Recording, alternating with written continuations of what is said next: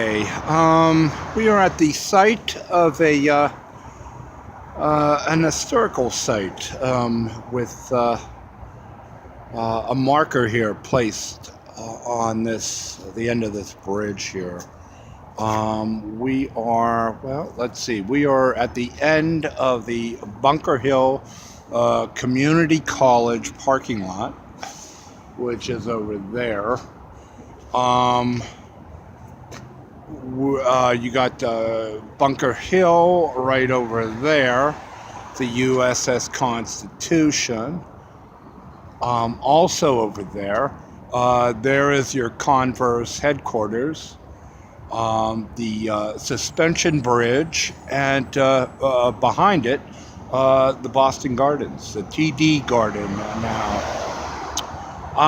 And I found this little monument a few weeks ago as I was canvassing the town of Boston, and it's kind of it looks like an old kind of a neglected kind of monument they put up here at one time, and it's long been lost to the Converse All-Star headquarters. Cool looking Suspension Bridge and TD Gardens. Anyways, the monument's titled Potatoes, and in this area between the mid 1800s and the 1930s, potatoes were offloaded here from railroads and stored in sheds, and it was a sort of warehouse district that the people in the neighborhoods around here would come to and buy from the sheds potatoes, primarily. And it was sort of a warehouse district. And kind of reminds me of a lot of Pittsburgh in a way, because they have a warehouse district there. And things are offloaded from boats and barges from the rivers, put into warehouses and stuff. And if you want to, you could go down there and buy wholesale fruits and vegetables at a great rate. I had an uncle who was a huckster, as my mom put it. And he would go to the warehouse district with a truck and fill up his huckster truck with fruits and vegetables and take it to the neighborhoods in Pittsburgh to sell the fruits and vegetables. A slight markup for himself, I might say. And had quite a thriving business, my mom said. In any case, this potato area, this warehouse district, here at one time, burnt down in the 1930s and was not replaced. So it's kind of you kind of got the mix between the old and the new here on this bridge ramp, this bridge walkway here, with a cool suspension bridge above, and then this bridge here below, which feeds into the park. Very nice, beautiful park across from TD Gardens. Okay. We're nearing the end of the year here, 2017, and again, I look forward to the future, and I keep hoping that 18 will be better than 17. And this has gone on a bit, I know, but every year about this time, after a terrible year, hope springs eternal. So such is the case again this year. I didn't know how to end 17 going into 18, except to say how I started out in this journey, and where after how many years, and through how many underpasses, overpasses, arches, roads, highways, bridges, walkways, lampposts, that I have been through and around and over and under.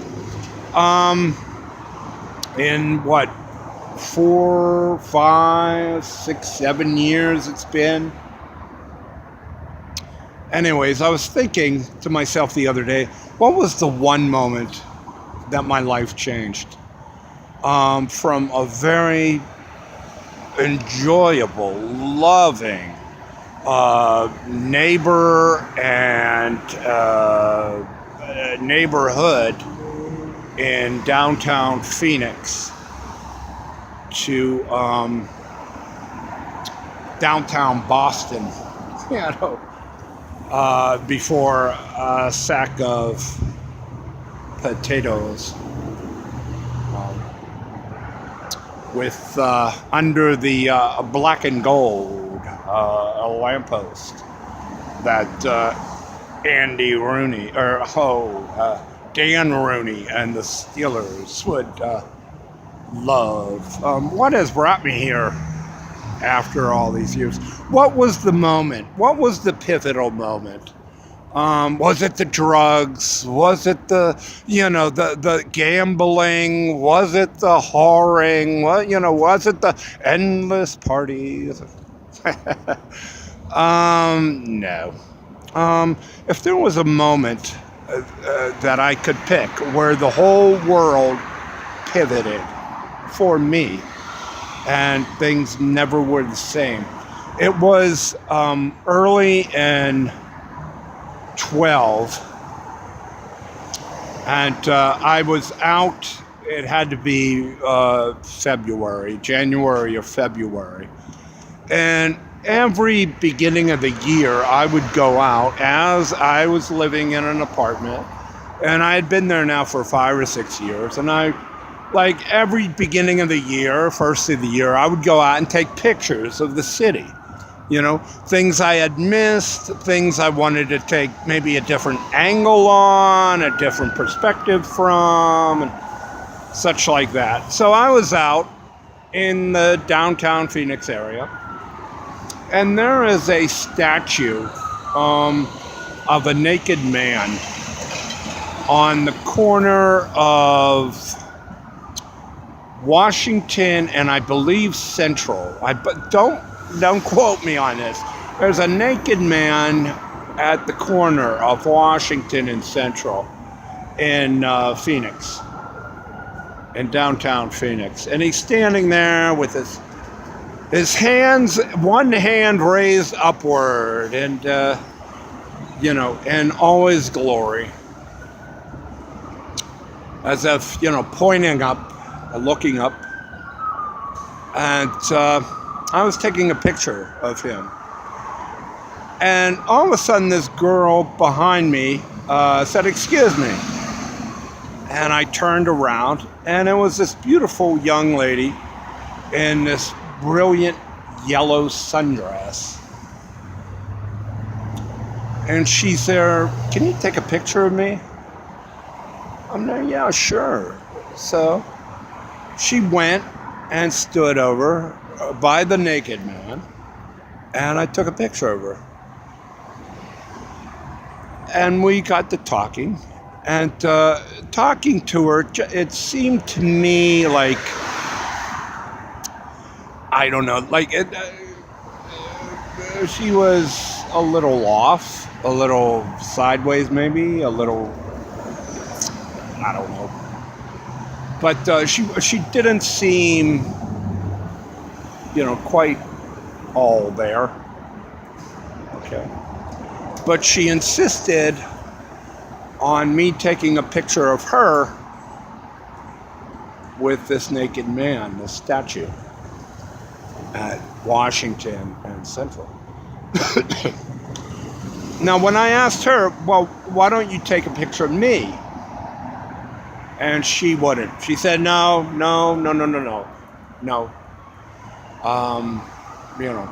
don't want to. I don't want to. And I said, okay. And then she parted. But she parted with like a wry smile. And that smile is always kind of hung in the air with me. even that day, as she walked away, it's one of those things like, what just happened? You know, the moment with her just hung in the air because she wasn't quite there, but she had this wry kind of smile that said, if you only knew, or I got a secret. So it wasn't long after that things started going awry in my life, and strange occurrences started happening, and one thing led me on to another, and down the path I went in search of salvation. As month after month, and eventually year after year, I lost everything I had, and there was nothing by the time I left Phoenix but a bag on my back, as I headed out into the world that has led me here at the end of all these travails under this black and gold light post and all of these potato sacks from a long forgotten warehouse district in downtown Boston.